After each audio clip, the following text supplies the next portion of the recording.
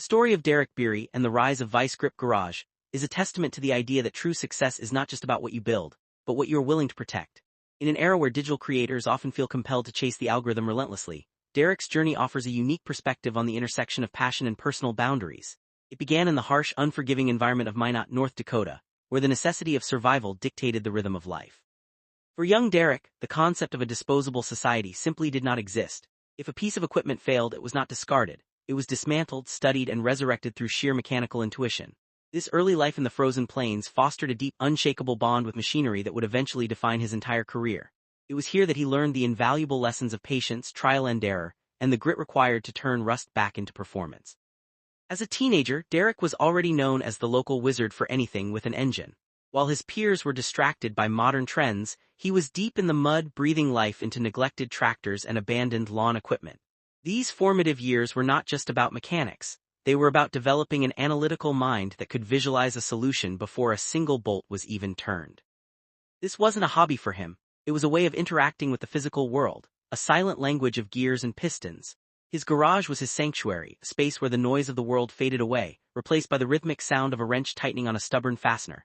This foundation of self-reliance would later become the core DNA of his brand, grounding everything he did in a sense of genuine, tangible reality that viewers could feel through their screens. However, the path to becoming a YouTube icon was not a straight line.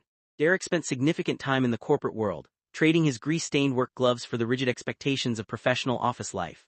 On paper, he was successful managing teams and navigating complex operations with a level of discipline that only someone from his background could provide. Yet despite the steady paycheck and the title, a quiet, growing dissatisfaction simmered beneath the surface.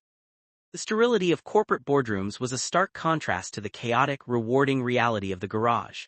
He found himself living in two worlds, constantly shifting between the man who attended meetings and the man who craved the challenge of a dead motor. This internal divide created a mounting tension that would eventually force him to confront the biggest decision of his life. The birth of Vice Grip Garage happened almost by accident. It wasn't born out of a desire for fame or a complex marketing strategy, but rather a simple, desperate need to feel alive again. Derek didn't have a high-end production crew or a studio filled with expensive lighting equipment. He had a broken phone and a dream to document the process of reviving dead machines. By placing his camera on a garage door, he captured something that was rapidly disappearing from the internet: raw, unpolished, and entirely authentic struggle. He didn't edit out the mistakes, the frustration of a rusted bolt, or the long, silent hours spent shivering in the cold. He showed the world that fixing something isn't about being perfect, it's about having the persistence to finish what you started. That initial content was magnetic because it was relatable. When Derek worked on his first big projects like the old Camaro that seemed destined for the scrapyard, he wasn't trying to be a celebrity. He was just a guy in a garage, solving problems in real time. The audience felt like they were right there beside him, holding the flashlight and sweating through the frustration. He didn't hide the reality that things often got worse before they got better. This honesty became the hallmark of his channel. Viewers weren't just watching a car repair show. They were witnessing a masterclass in resilience, learning that even the most broken things can be brought back to life if you are willing to put in the time. As the channel began to explode in popularity, the scale of his projects grew alongside his audience. He transitioned from small backyard fixes to cross-country rescues, dragging forgotten relics out of fields and bringing them home to prove a point. The independence of these vehicles, like his famous Chevelle, became symbols of a larger philosophy: nothing is ever truly beyond repair. This message resonated with millions of people, not just car enthusiasts but anyone who had ever felt stuck or discouraged. He wasn't just fixing cars, he was restoring hope. However, this massive growth brought with it a different kind of burden, one that Derek had not fully accounted for when he first propped his phone up against that garage door. The weight of success started to manifest in ways that were difficult to ignore. The demand for constant content meant that the garage was no longer just a place of creative expression. It was a factory floor with an invisible, relentless conveyor belt. The YouTube algorithm, which rewards consistency and frequency, began to dictate his schedule. No longer could he wait for the perfect weather or the right headspace. He had to produce, regardless of the physical toll or the complexity of the project. He found himself traveling to remote locations to save cars under impossible deadlines, turning what was once his freedom into a structured, high-pressure profession that left little room for error. One particular project involving a long-neglected Fox body Mustang serves as a perfect example of this shift. As a winter storm loomed, the pressure to get the vehicle running became overwhelming. Every component was a battle, every bolt was fused by decades of decay, and the smell of old, stagnant fuel filled the workspace. There was no time for reflection or careful planning. Every move had to be an instinctual reaction. This was no longer a leisurely exploration of mechanics, it was a high-stakes endurance test. Watching that video, one could see the toll it took on him, a man battling both the machine and the clock with the looming threat of failure hanging over his head every single minute. The reality, however, is that this kind of pressure eventually takes a toll on the human spirit. The line between a career that you love and a career that consumes you is thinner than most people realize. For a while, Derek managed to balance it all, driven by his natural work ethic and a commitment to his growing community. But underneath the successful videos and the millions of views, the environment in the garage had changed. It had evolved from a place of solitude and discovery into a set where the show had to go on, no matter what. He had become the architect of his own, very successful prison. The pivot point came in an unexpected moment of clarity. A close call in the garage witnessed by his son served as a sudden wake-up call. It was a stark reminder that the stakes in his garage were not just professional but deeply personal. The reality of the danger involved in working on heavy machinery, combined with the extreme pace he was maintaining, forced him to stop and reevaluate his entire life. The realization that his family was seeing him push himself to the brink of physical and mental exhaustion changed his perspective on what success actually meant. It was no longer about the next video or the next milestone. From that moment on, the change was subtle but intentional. He didn't just walk away as some rumors suggested, nor did he burn out in the way people speculated. He simply started to reclaim his time. He became more selective with the projects he took on, choosing quality and safety over quantity and speed. He began to intentionally slow down, recognizing that the sustainability of his life was more important than the growth rate of his channel. This wasn't an act of giving up, but an act of regaining control over his own narrative. The rumors that circulated during this time were a reflection of how little the audience understood the pressures behind the scenes. When uploads slowed, people projected their own fears, financial issues, internal conflict, or personal tragedy. Yet the truth was actually quite boring by comparison.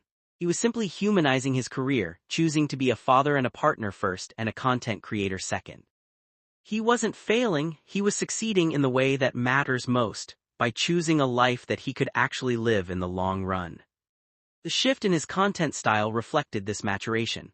His videos became more grounded, perhaps a bit more reflective, and definitely less frantic. He still delivered the mechanical victories his audience craved, but the atmosphere felt less like a high-speed chase and more like an authentic, shared journey. He proved that you could remain true to your roots while still evolving as a person.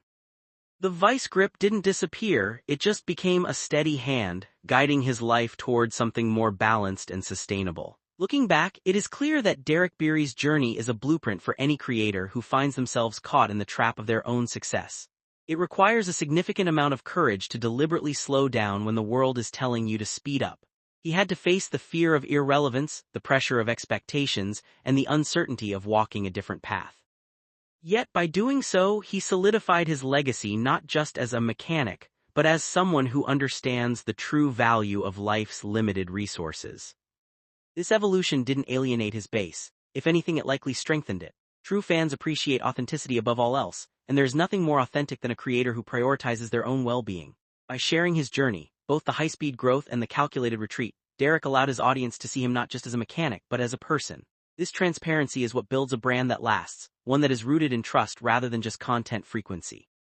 In many ways, the story of Vice Grip Garage is the story of modern labor. We are all to some degree trying to balance our passions with the realities of making a living. We all face the temptation to push until we break. Derek's decision to prioritize his family and his own safety provides a necessary reminder that we are the ones who define our limits. He did not let the platform he built become the master of his fate, and in doing so, he maintained his integrity. The garage is now a place that reflects the man he has become, someone who loves the work but knows that the work is not the entirety of his life. This is the lesson that his millions of viewers are really learning from him, even if they don't realize it. It's a lesson about setting boundaries, honoring your priorities, and understanding that the most important thing you will ever build is a life that you don't feel the need to escape from. The future of Vice Grip Garage remains bright, precisely because it is no longer being forced. It is a creative space where the work is done for the right reasons, at a pace that is sustainable for the human behind the camera. Derek Bieri's story is far from over, but it has entered a new, more mature chapter, one where the focus is on longevity, family, and the continued pursuit of fixing things that truly matter. It is a success story in the truest sense of the word. As we look at his career from the outside, it is easy to see the numbers and the fame. But the real story is in the small, quiet moments, the moments where he chose to prioritize his family, his safety, and his long-term happiness over a fleeting moment of viral success. It is a lesson that serves as a guide for anyone struggling to find balance in a world that never stops moving. His legacy is not just the cars he fixed, but the path he cleared for others to follow. Ultimately, Derek's decision to pull back is the most profound thing he has ever done for his brand. It signals to the world that Vice Grip Garage is built to last because it is built on a human foundation. He isn't going anywhere, but he is going there on his own terms, and that more than anything else is the key to a life well lived. Whether you are a fan of old cars or simply a fan of stories about resilience, there is something deeply encouraging about seeing someone find their way back to center.